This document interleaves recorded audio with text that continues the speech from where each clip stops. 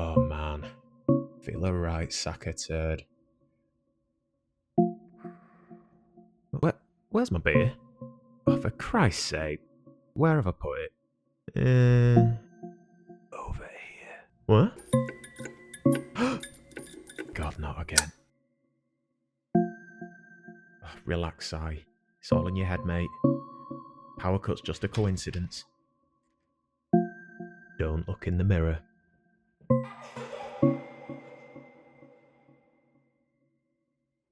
Hello?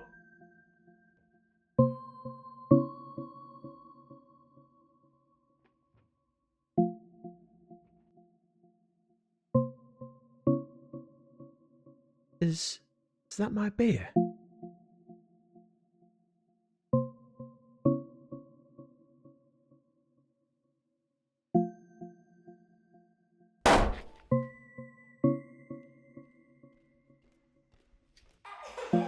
No, wait.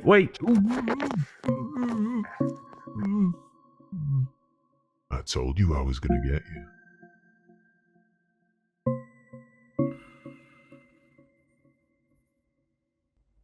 Come on, fella, are you awake yet?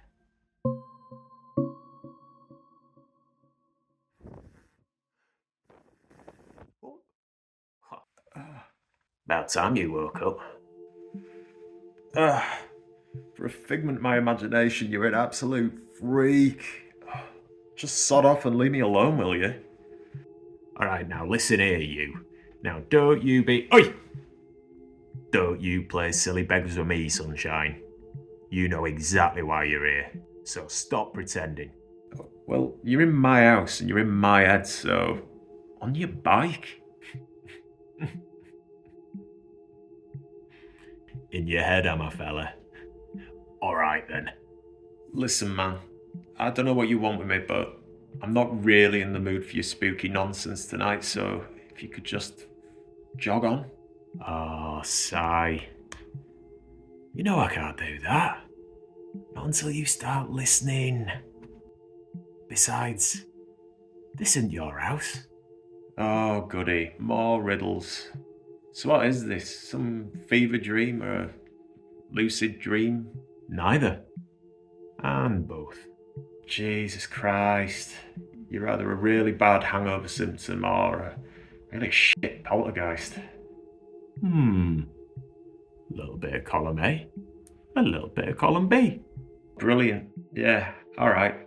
Well, either tell me what you want from me, or just, I don't know, leave us a note next time. Here's your note, mate. Sup that. Let's see if we can jog that shagged memory of yours. Thanks. Yeah.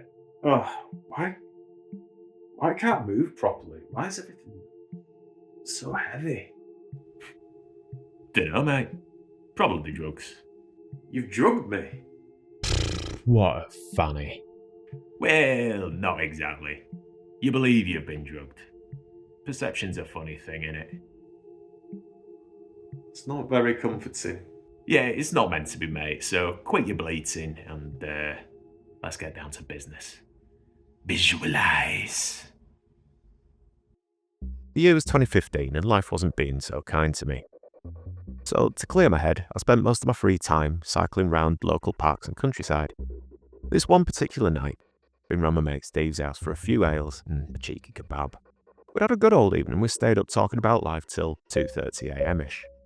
As I was leaving, I grabbed my remaining beer from the fridge and headed outside to fetch my bike. It was a beautiful night. Stars were twinkling and there wasn't a cloud in the sky, so sack it, I thought. Got an extra beer in my bag and Temple Newsom's only a 10-minute ride away. I didn't feel like calling it quits on the night just yet, so off I went. I made it to Temple Newsom by around 2:50. The entire park was concealed in darkness, with only the subtle glow of Temple Newsom House in the distance providing any kind of light.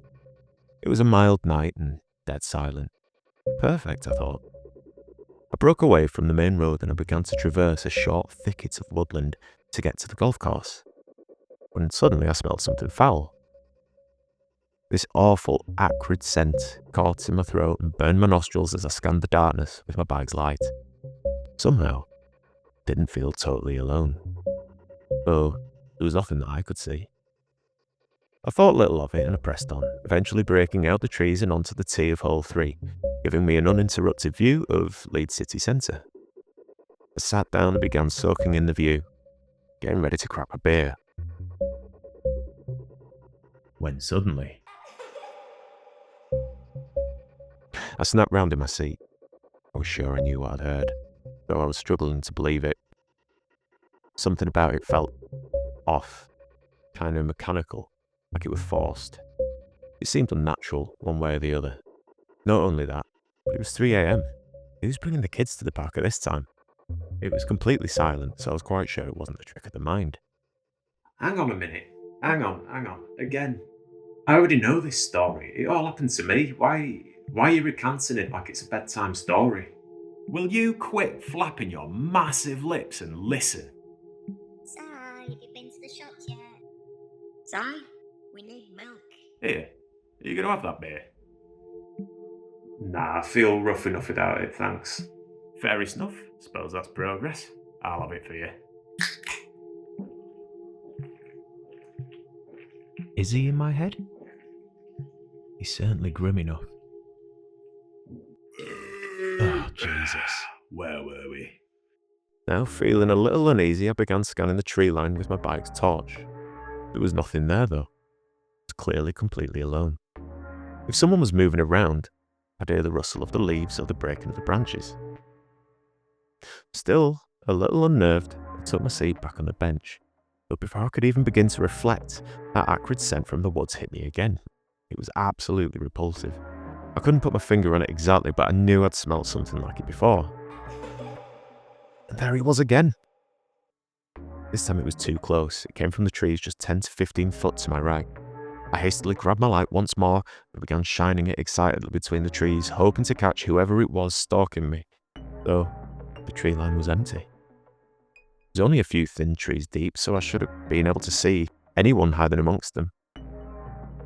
My heart was heavy, my breath was bated. The only thing I could now hear was the blood pumping through my ears. I kept my light in place on the trees as I bent down to grab my backpack. I threw it at my back and backed up towards my bike. I was now ready to cut my evening short. And that's when it happened. One final giggle came from right behind me, just as there was a short, sharp tug on my bag. My breath hitched as an icy prickle shot up my spine. I spun round with my elbow sticking out to try and catch whoever it was, but as I twisted round, my elbow cut through thin air. I found myself face to face with a silent, empty golf course. Before I could even begin to compute what had happened, I jumped back on my bike and I sent it down the fairway as fast as its wheels could carry me, not stopping before I hit the street lights on the outskirts of the park. Reflecting on the events, I had a realization. That acrid smell that seemed to follow me, the one that accompanied the disembodied giggles of a little girl, was sulphur. And then what happened? That's right. You buried it deep down and never told a living soul. Well, yeah, obviously. I mean, I didn't fancy being the town lunatic. Psh. You think all the best stories come from nowhere? Nah, mate. They come from people like you. Well, the ones that pay attention anyway. Wait a minute, man. Wait a minute. I don't really think. But that's exactly your problem, innit, Si? You don't think. You never pay attention. That's why you're here. I'm wasting my bleeding breath on this chum.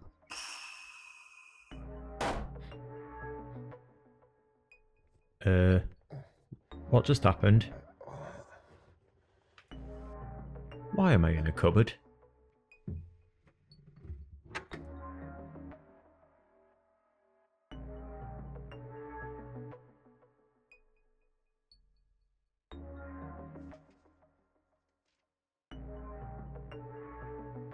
Keep yourself in the dark, mate.